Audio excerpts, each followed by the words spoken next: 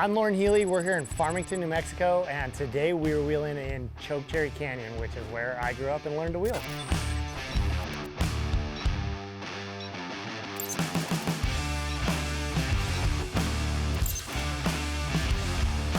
I grew up here. Going out in the canyon, that's where I first learned to rock crawl, to learn how to drive cars. Trails in Chokecherry Canyon, they're amazing. They're all so close to all the other different trails. They're so short, but you can spend hours and hours on one trail, climb after climb after climb.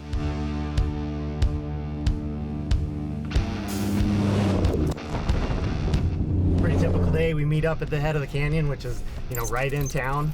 Grab whoever wants to go wheeling for the day, jump in the vehicles, air down a little bit. So we brought a couple different vehicles out here today, 3 different Broncos, and all of them fun haver equipped. So today I was driving the 2021 Bronco, the gray one, and it has a mild lift. It's 2-inch lift and 37-inch for recon grapplers. So the maroon Bronco that I was driving today, that started life as a 2021 Wild Track.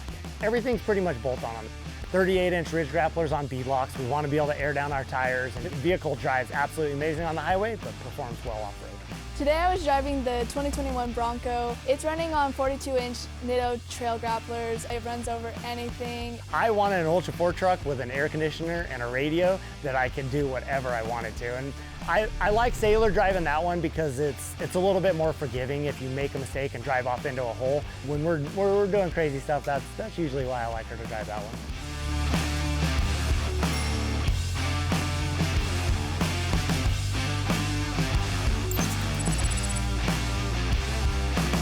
Trail's rated a 6.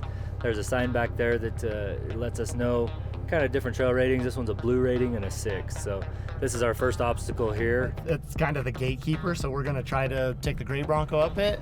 Maybe an obstacle that we gotta go around. When we first started four-wheeling out there, we were in 90s models, 80s models. We didn't have any technology. We didn't have push buttons. We didn't have, lockers that would disengage. It was locked all the time. So you get up on a climb, it wouldn't turn. You couldn't turn the other way. So it's like you did a 15-point turn just to get to the top of the hill and turn.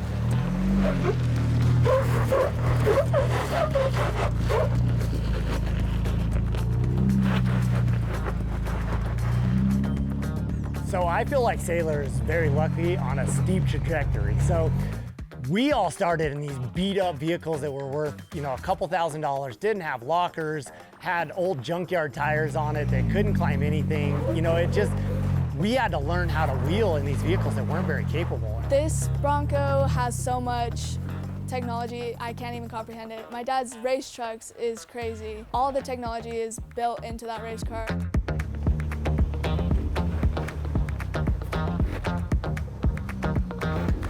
I think the general off-road community, they come and buy a Bronco now because they're inspired. They want to go out and find an adventure. Maybe they don't want to go rock crawling. Maybe they just want to go out into the mountains and get out into nature and, go connect with the wild. But they have a vehicle that's much more capable than the stuff we had 20 years ago. Has lockers, has 35s, has a sway bar disconnect, has all this technology in it with a GPS to get you to a location.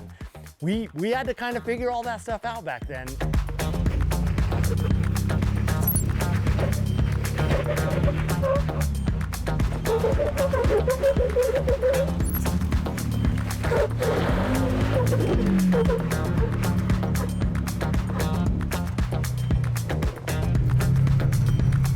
Just drive your driver front tire right up that. That way a little bit. There you go, just slow, don't crawl. Woo! Told you could do it. So Chokecherry Canyon is a little bit of that hidden gem in the off-road community. Rock crawling was actually born here. It inspired my whole off-road career. It's what I was doing as my passion before I started racing. And there's just not that many people that really think of Chokecherry Canyon as a destination to come wheeling. It's great Jeep trails, Bronco trails, side-by-side trails, this huge open BLM area that's just, a little bit of a hidden gem that's, tucked right here in Farmington.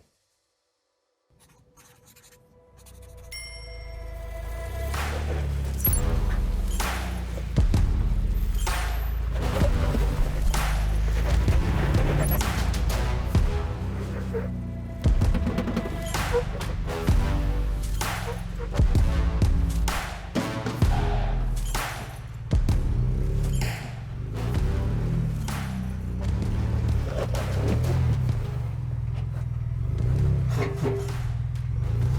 and slow. You got your lockers on? Okay, back up a little bit. Now you get in a situation that a tire's not making traction. We turn on our locker and we drive through it. And that's all she's ever known. Turn hard passenger and just, are you at, yep, keep going. Try to go easy. And there is some value to learning in a super basic vehicle with small tires and no lockers, and that isn't very capable, because you find the limits of when the vehicle's gonna lay on its side, when it's gonna get traction, how to turn into something to find traction. And we'll try to get your tire a little bit further over this way. Okay, right there. Turn driver a little bit now. Come down, driver. Keep turning down, driver. Just nice and slow.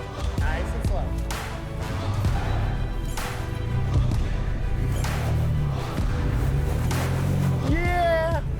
She's got a huge advantage because she's learning the capabilities of vehicles, and she's climbing stuff that I never would have dreamed of my first 5 or 10 years of actually wheeling. But at the same time, it may be a detriment. Like maybe I need to pick her up some old beat up vehicle and be like, go beat on this thing, go wheel it, learn the capabilities of this very stock vehicle before you get the opportunity to drive around in the LT Bronco with 42s and lockers and everything else that comes with it.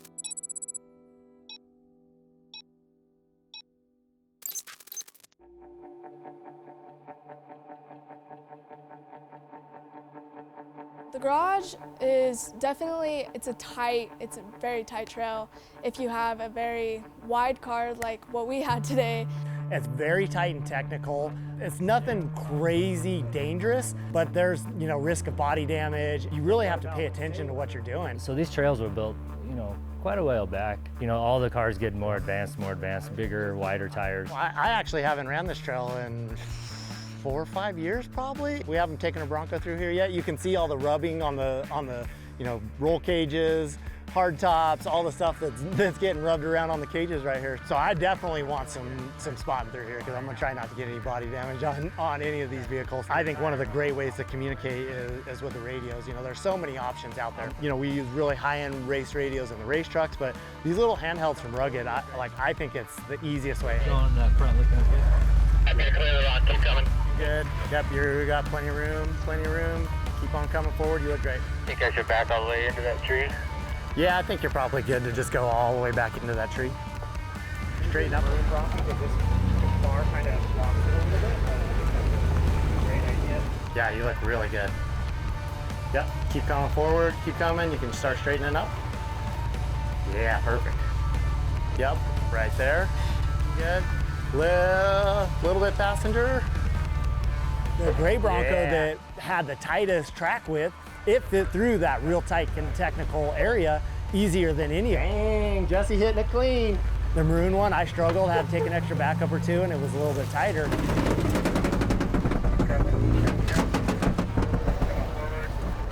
I'm trying. That's all I got. I can't turn. Looking good. A little bit, driver. Try to hug that rock as much as you can. Yeah, keep it coming. Turn passenger just a little bit. Yeah, looks good. Keep it right there. Yep. A little bit more passenger.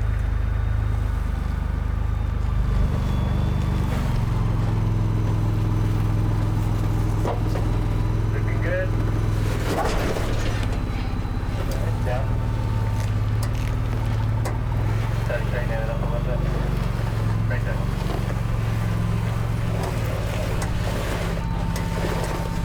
Back better. Yeah. Not blow out the window. A little bit wider. You can see that. We'll see how wide the next one is. And then the LT Bronco, that one, with its 90+ inch track width, was struggling. So we're about to go like 4 more inches wider now. See, we're gonna do our best to keep it off the hard top though. Yep, looking good. Yep, let's come this way. Easy. Ah, it's gonna slide off, huh? All don't really know what to do other than try to turn and get her rear further up on here. This might get a little hairy. Let me back up real quick.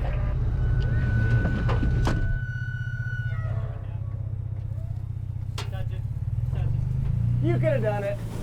Back it in. Let's try the big girl line. Yeah. If the front end started standing and it started getting light and going over me, I was gonna grab a handful throttle towards the cliff in reverse and just didn't want to put her in that situation. All right, so now the hard part's gonna be keeping her door out of here. Yep, looking good. Keep it turned that way. Keep it turned that way. Straighten up, straighten up, straighten up, straighten up. There you go. Now keep going forward.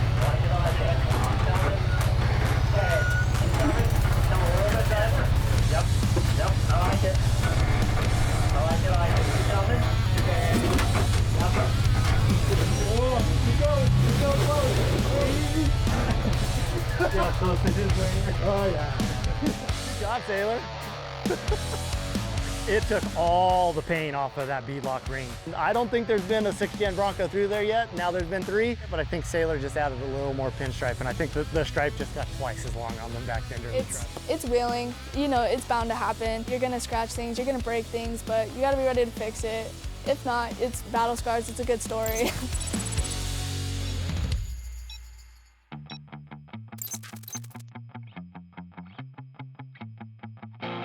After we finished the garage show, we worked our way over to Brown Springs, which is, you know, the birthplace of rock crawling in the US. You know, that's where some of rock crawling actually started. And there's crazy optional lines all over through there. And they want to come to Farmington and test tires. This is it. This is where all National Rock Crawling Championship stuff happens. It's endless options. I mean, the crazy rock crawler buggies go up through this notch right up here to the side. There's 10 different lines here in this bowl. And you can really get a feel for side hill grip, for forward traction. All 3 Broncos are built so differently. You know, we got the Recons on the gray Bronco, the Ridge Grapplers on the maroon Bronco, and the sticky trail grapplers on the LT Bronco. Same wheelbase, but different actually track width, but it'll be a great comparison on how they get traction. I'll pull up on this, kind of get squared up on it. The Recons I was running on the gray Bronco, they actually hooked up very, very well. In the back of my mind, all terrains, I think of, I got to get a little bit more bump, a little bit more gas to climb the bottom of it. And actually, I was super impressed with the Recons that I didn't have to do that. I wanted to see the capabilities of it, so I just crawled everything that I could with those tires. And I was super impressed with them. I think they hooked up pretty well and they run great on the highway.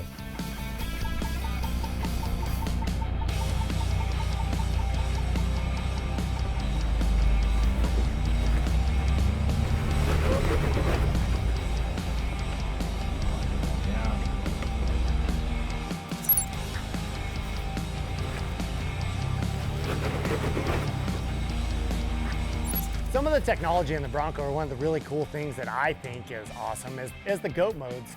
It's definitely giving some other people some more information or some more ammo when they go out to go off-roading. So when you switch it into rock crawl mode, it automatically locks your rear locker, disconnects your sway bar, and puts it into 4-low so that you're ready to rock crawl. Just cruise right up it. And so now we're in a really high traction situation. Everything's all bound up, so I turn my front locker off so I can turn and maneuver for this next obstacle. And so I'm gonna go ahead and put on my front locker again, so I've got all 4 tires turning up front. That front locker is, it's really important to you so that you've got all 4 tires locked together and turning at the same time. I didn't really have any idea that we were gonna have so much technology that can, I find myself staring at the camera looking for what's in front of me versus looking out the window, or, the lockers are so accessible, all this stuff is just, it's really, really neat, and it helps this novice get comfortable and let them know that they have a vehicle that can take them out to do anything. Or the expert, it gives you that extra little edge to be better or learn something new, or to be more safe about however you're doing it. So this one I looked at for like 10 years before I ever even drove it, before I had a vehicle that was capable of it. I've seen a lot of people struggle with this one. It's definitely one of those kind of iconic climbs in Brown Springs that everybody wants to do, and so let's give it a try and see what happens. It's completely up to you. I have complete confidence that you can do it. We'll go really, really slow. We'll put it in low range, low, low, low first gear, and we'll just crawl through it and cruise it if you want. So if you just want to ride with me, we can do that too. So no pressure. You know that I'm not gonna put you in a situation you don't want to do. Yeah, I think that type of confidence is huge inspiring. Like I'm big into sports and I really try to push her. This I feel like helps her in life and gives her that confidence to be able to conquer goals, or to not get scared and back down from stuff. It's, yeah, you're gonna step out of your comfort zone. Yeah, it's gonna be uncomfortable, but you can get through it. And maybe it's gonna be tough, but those type of lessons I feel like carries all the way through your life and helps you be a better person, a better employee, a better business owner, whatever it is that you're gonna do with your life. There's nothing negative about building confidence in those situations. I think if I watch him, I'll feel a little bit better, confident about myself doing it, so yeah. So we're trying to straddle that crack, right? So we're gonna get a little bit over here. I'm gonna put it down into low, low, low range, right? Get it down pretty low. Get the fronts over and give her a little bump. And then we're out of the throttle, right? We felt the boost come on, we're good. But now we're just crawling, right? It's nothing big. And we're just thinking about where our tires are at, right? So we're straddling the crack. Oh, so that got a little bit spicy. So same thing, I'm backing off a little bit because our rear tires were hitting that wall. So we're just gonna come through it just a little bit. See, it doesn't take much. It's like just that little. It's not a bum, bum, bum, bum, bum, peeling out or anything. It's just paying attention. So I'm gonna turn on my camera so I can. So the tougher side is the side my dad drove up first. He had me kind of watch what he was doing with the wheel, with his tires, make sure I had both feet on the gas pedal and the brake. He walked me through the whole thing. He made me feel very comfortable and confident enough that I could do this.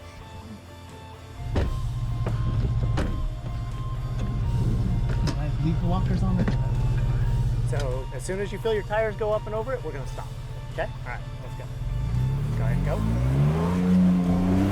Okay, man out. So back up, get it, we're gonna go. Okay, ready? Go. Now stop. Yep. See how you got out of the boost and let it settle like that? That was perfect. Okay. You're still in manual one, you got your foot on the brake and you're going slow. Turn back your way a little bit. Okay, straight. There you go.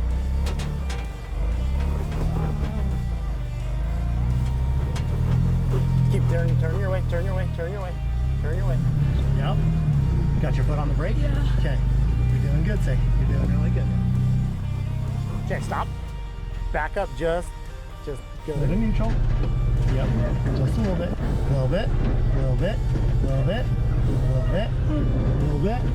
Okay, right there. Down into one. And same thing, it's not a crazy bump. It's just a little momentum to get the back up and then stop. Don't stay in the throttle. Okay. Go. Okay, stop. Good. Okay, we're good. We're okay. Keep driving your way a little bit. Yep. Being behind the wheel, being up at that angle, it definitely freaks me out a little bit not being able to see where I'm going. I'm just looking up at the sky. But having my dad check for the sides for me, seeing which way I need to go, having him direct me, definitely calms me down, and I feel like I'm just gonna go straight up the hill. That was quite the teaching moment on learning on a vertical wall like that, but she listened really, really well and stayed calm, and I think that's the biggest thing. And you're up there, and if the vehicle slides off into a hole or slides sideways, like you can go for a bad tumble on that climb, like a really bad tumble. But how you feeling? She's definitely killing it. It's so cool watching your daughter start picking up all the stuff that you've been trying to show her or teaching her for all these years. So that's definitely one of the rewarding parts of being a father. I always love the opportunity to get out wheeling wherever it is. And when I get to spend a day with my daughter out wheeling, I don't know how many more of those I'll get to get as she gets older and older.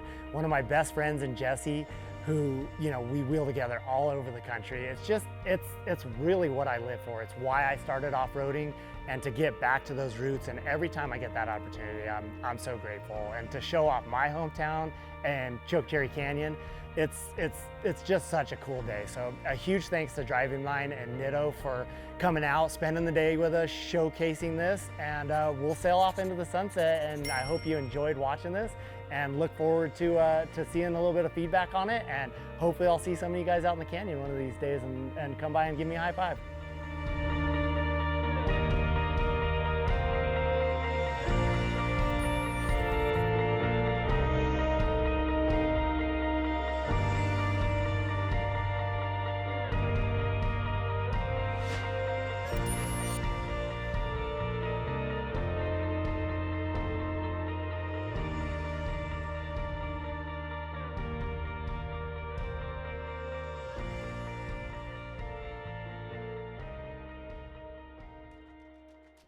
Thanks for watching Driving Line. If you guys like this video, consider subscribing to our channel so you'll never miss any of the content we create here. Whether you're into trucks, Jeeps, imports, domestic vehicles, or anything in between, we are here to fuel your passion.